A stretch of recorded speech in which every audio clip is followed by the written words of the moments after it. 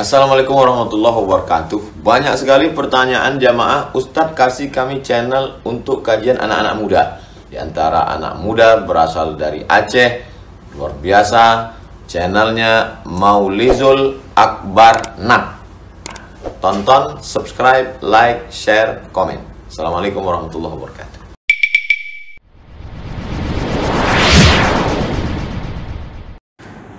Bismillahirrahmanirrahim. Assalamualaikum warahmatullahi wabarakatuh. Alhamdulillahi rabbil alamin, alladzi anzala as-sakinata fi qulubil mu'minin liyazdadu imanan ma'a imanihim. Ashhadu an la ilaha illallah wahdahu la syarika lah, wa ashhadu anna Muhammadan abduhu wa rasuluhu alladzi la nabiyya ba'dah. Allahumma salli wa sallim wa barik ala nabiyyina Muhammad sallallahu alaihi wa sallama tasliman katsira. Wa sallallahu ala alihi wa sahbihi ajma'in. A'udzu billahi minasy syaithanir rajim. Bismillahirrahmanirrahim.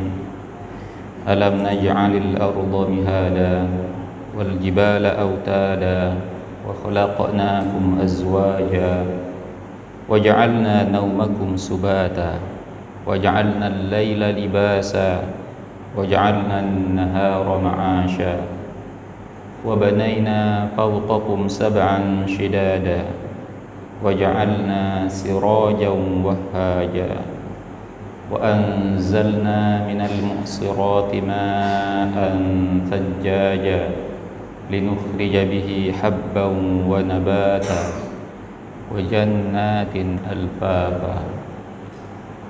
Sidang jamaah subuh yang dirahmati Allah Subhanahu wa taala, puji dan syukur kita panjatkan kehadirat Allah Subhanahu wa taala atas segala bentuk limpahan rahmat dan juga curahan nikmatnya kepada kita semua. Kemudian tak lupa salawat beriring salam semoga senantiasa tercurahkan kepada baginda Rasulullah Muhammad sallallahu alaihi wasallam, begitu pula kepada para keluarganya dan juga kepada para sahabatnya sekalian. Sidang jamaah yang dirahmati Allah Subhanahu wa taala, mari coba kita kembali memperhatikan setiap kali para penceramah dipersilahkan untuk naik ke mimbar, maka sebelum para penceramah ini menyampaikan materi, maka diawali dengan puji-pujian kepada Allah Subhanahu wa taala. Diawali dengan puji-pujian sebagai bentuk syukur kepada Allah Subhanahu wa taala. Begitu pula kalau kita perhatikan ketika kita melaksanakan sholat. Dalam sholat itu ada satu rukun, yaitu rukun perkataan. Artinya ada ucapan yang harus kita keluarkan dari lisan kita, dan itu sifatnya wajib. Dan di antara rukun itu membaca surah Al-Fatihah. Dan surah Al-Fatihah ini setelah kita membaca basmalah, bismillahirrahmanirrahim, dilanjutkan dengan alhamdulillahirabbil alamin. Pujian kepada Allah Subhanahu wa taala sebagai Tuhan semesta alam. Artinya apa?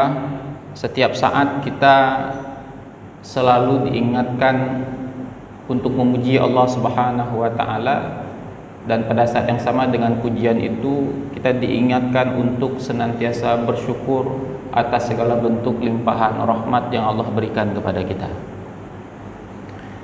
Namun sejatinya sidang jamaah yang dirahmati Allah Subhanahu wa taala, walaupun kita selalu diingatkan dan mulut kita selalu mengucapkan pujian kepada Allah Subhanahu wa taala dan mengucapkan bentuk syukur kepada Allah Subhanahu wa taala, tapi bisa jadi hati kita dan juga perbuatan kita masih jauh dari bentuk syukur pada Allah Subhanahu wa taala.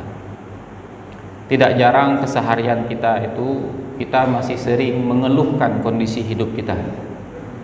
kita mengeluhkan penghasilan kita, kita mengeluhkan hasil usaha kita yang menurut kita tidak kunjung cukup, sehingga sidang jamaah yang dirahmati Allah Subhanahu wa taala, ucapan alhamdulillah yang keluar dari lisan kita, ucapan pujian-pujian kepada Allah Subhanahu wa taala yang kita dengar diucapkan oleh para penceramah setiap kali mereka menyampaikan tausiah, rasa-rasanya akhirnya menjadi ucapan-ucapan yang kosong, ucapan-ucapan yang tidak bermakna.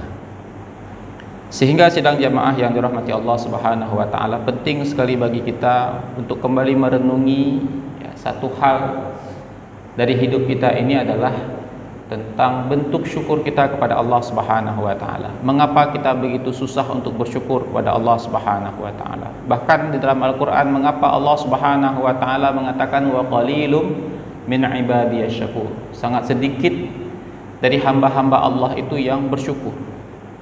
Padahal kita selalu mengucapkan pujian.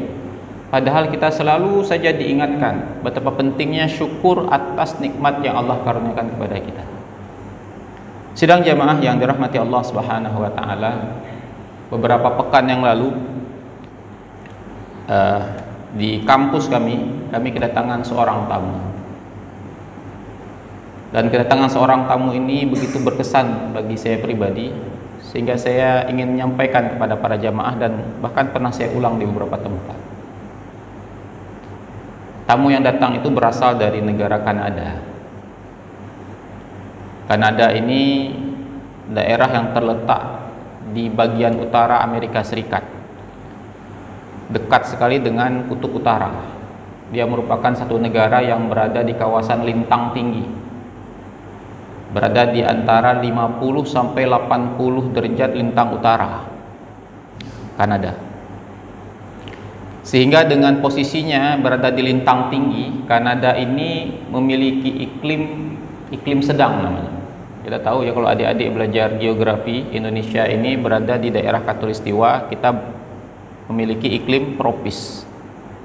Nanti ke atas lagi atau ke bawah lagi ada yang namanya iklim subtropis. Nanti kalau sudah ke atas lagi ada namanya iklim sedang.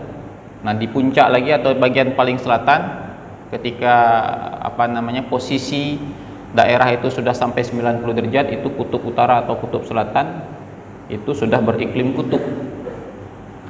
Nah, daerah yang beriklim sedang ini kondisinya ekstrim. Yang pertama ekstrim dari segi suhu, yang kedua ekstrim dari segi pergantian siang dan malam.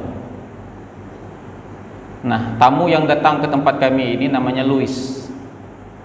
Kami bercerita banyak hal sampai kemudian bercerita tentang iklim yang dimiliki oleh negara Kanada tadi.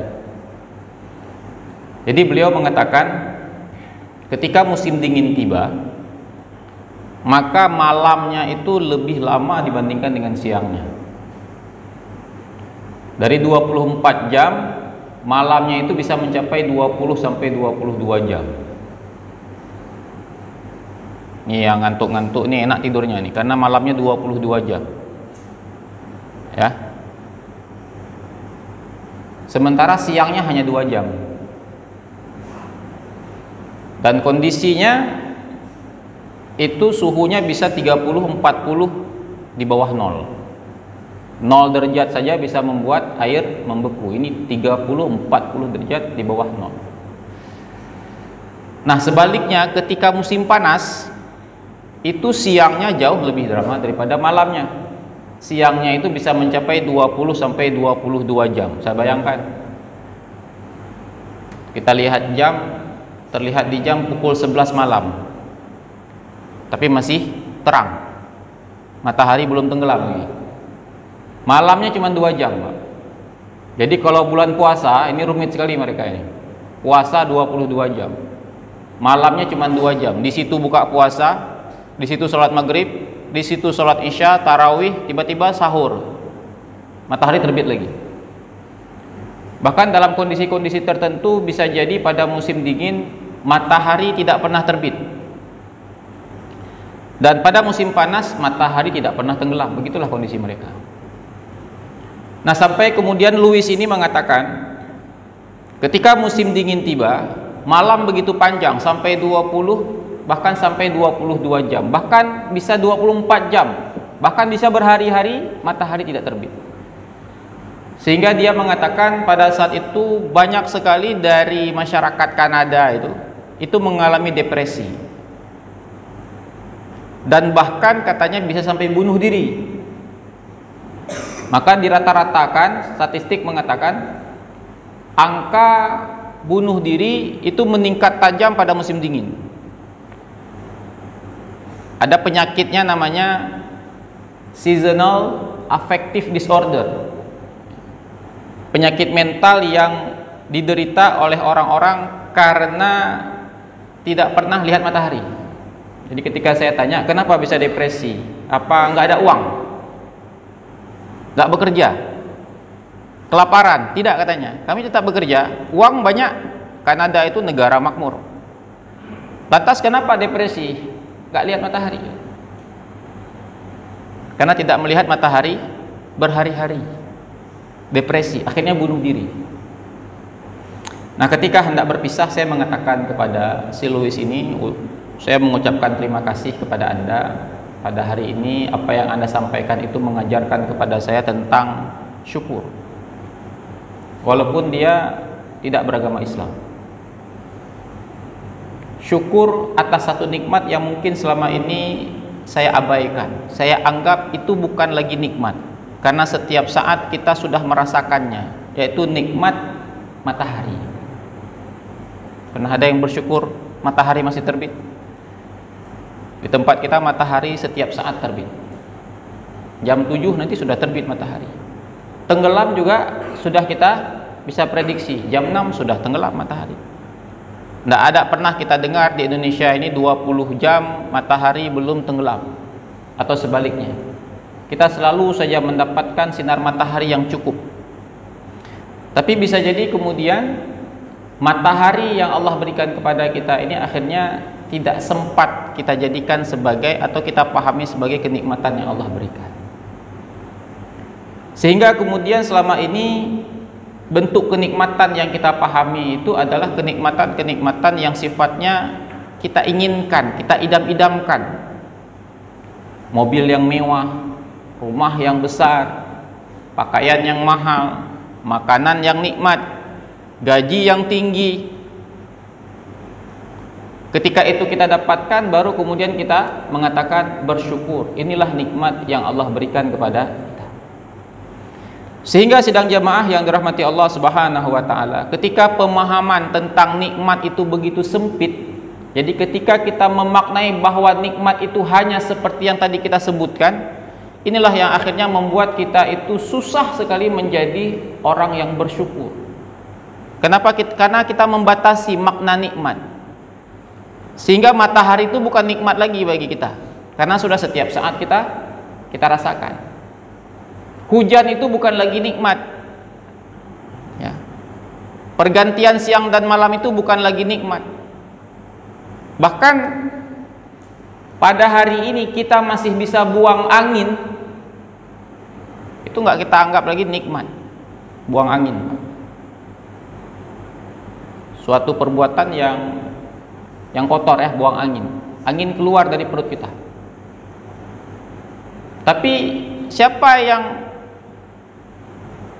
memahami bahwa buang angin itu sesuatu yang bernilai, maka tanya sama orang-orang yang baru melaksanakan operasi di bagian perut. Biasanya orang-orang yang operasi itu, apalagi di bagian perut, selesai operasi, satu yang paling dia tunggu-tunggu itu adalah buang angin. Kapan buang angin? Saya pernah tanya dengan teman saya yang dokter, "Bang, kenapa orang habis operasi yang dia tunggu-tunggu buang angin? Kalau belum buang angin dia nggak boleh makan." Kemudian teman saya itu mengatakan, karena kalau seseorang sudah buang angin, maka itu pertanda sistem pencernaan dia sudah kembali bekerja, yang tadinya tidak bekerja karena obat bius. Nah, kalau sistem pencernaannya sudah bekerja, maka dia baru boleh makan. Ususnya sudah bekerja, lambungnya sudah bekerja. Kalau dia belum buang angin, belum kentut, dia tidak boleh makan. karena ususnya tidak bekerja, lambungnya tidak bekerja, dan apa yang dia makan itu tidak dicerna, dan itu bisa membahayakan. Jadi orang yang baru operasi itu menunggu-nunggu satu hal, Pak, buang angin. Sementara kita yang bisa buang angin, buang air besar, buang air kecil, kita tidak lagi menganggap itu sebagai satu kenikmatan. Bahkan sebenarnya nanti ada kenikmatan yang kita pahami dia sesuatu yang kita dapatkan. Jadi kalau rezeki itu ada rezeki yang kita dapatkan, rezeki yang sifatnya bertambah, ada rezeki yang sifatnya berkurang, mengurangkan sesuatu. Kenikmatan juga sama. Kita ambil contoh, ada seseorang yang punya gaji 10 juta. Orang yang kedua gajinya hanya 2 juta. Orang yang pertama ini gajinya 10 juta, kita katakan dia orang yang beruntung, gajinya besar. Dan orang yang kedua gajinya hanya 2 juta, dia kurang beruntung. Tapi bisa jadi ketika Allah memberikan kepadanya gaji 10 juta, dia punya pekerjaan dengan gaji 10 juta, tapi Allah kemudian membuka pintu-pintu yang membuat kebutuhannya lebih besar daripada 10 juta. Anaknya sakit, dia juga sakit, macam-macam, sehingga kebutuhannya 12 juta.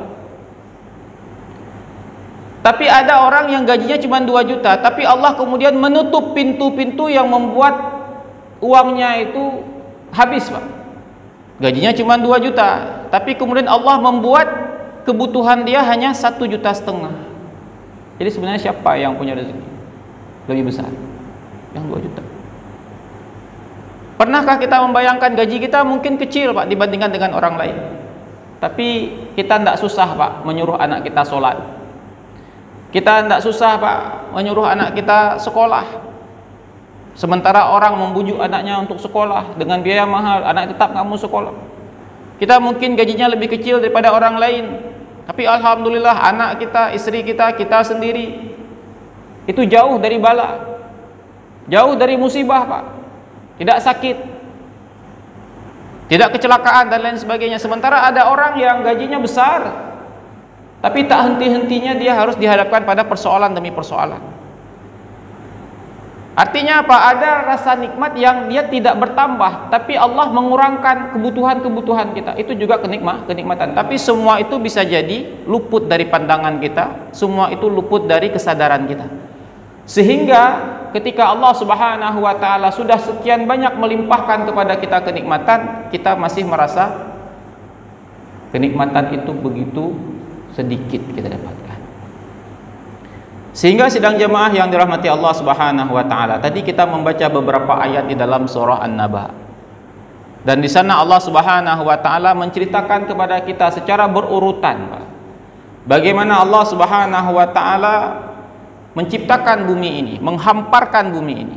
Allah Subhanahu wa taala menciptakan malam. Allah Subhanahu wa taala menciptakan siang. Allah Subhanahu wa taala membuat kita bisa tidur. Allah Subhanahu wa taala meninggikan langit. Allah Subhanahu wa taala menciptakan api.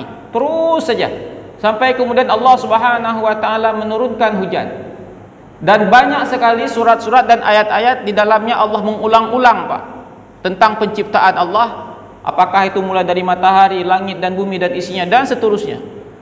Yang itu semuanya Allah ceritakan kepada kita, dan itu sejatinya adalah bentuk-bentuk kenikmatan yang sifatnya fundamental, kebutuhan pokok manusia. Hari ini kita mungkin memahami bahwa kenikmatan itu ada pada segelas minuman yang nikmat, entah itu kopi, sangar dan lain sebagainya, Pak. Harganya mahal. Kalau itu bisa kita nikmati, nikmat sekali hidup ini. Tapi kita lupa menikmati, kita masih bisa minum air putih, air segar. Kenapa kita tidak bisa mensyukuri nikmat air segar? Karena itu sudah lazim kita dapatkan. Murah sekali harganya. Padahal saudara-saudara kita di luar sana itu begitu kesulitan untuk mendapatkan air bersih. Saudara-saudara kita di Gaza sana kalau mau minum air segar itu tunggu hujan. Tapi karena kita memahami kenikmatan itu ada pada air minum yang berasa, maka air putih tidak lagi kita rasakan sebagai kenikmatan. Nah, makanya Allah Subhanahu wa taala tidak menyebutkan di dalam firman-Nya itu bentuk-bentuk kenikmatan yang sebagaimana kita pahami tadi. Karena niscaya orang-orang pasti akan merasakan rasa senang, Pak, dan dia bisa bersyukur ketika dia mendapatkan gaji yang besar, rekening yang banyak dan lain sebagainya. Tapi kita lupa mensyukuri kenikmatan-kenikmatan yang sudah terlalu biasa kita dapatkan. Dan bahkan sidang jamaah yang dirahmati Allah Subhanahu wa taala, andai saja kemudian kita tidak mendapati kenikmatan-kenikmatan tadi, maka tetap saja kita sebagai orang yang beriman tetap perlu untuk bersyukur, bahkan wajib untuk bersyukur. Karena walaupun Allah Subhanahu wa taala tidak memberikan kepada kita kenikmatan-kenikmatan tadi, andai saja Allah Subhanahu wa taala menguji kita dengan sakit, dengan musibah dan lain sebagainya yang membuat hidup kita mungkin tidak nyaman, tapi pada saat itu kita juga masih harus bersyukur. Karena Allah telah memilih kita dari sekian banyak hambanya untuk Allah berikan kepada kita kenikmatan, yang kenikmatan itu jauh lebih berharga dari apa yang ada di muka bumi ini, yaitu kenikmatan iman. Fa'tabiru ya ulil absar la'allakum turhamun. Subhanakallahumma wa bihamdika asyhadu an la ilaha illa anta astaghfiruka wa atubu ilaik. Assalamualaikum warahmatullahi wabarakatuh.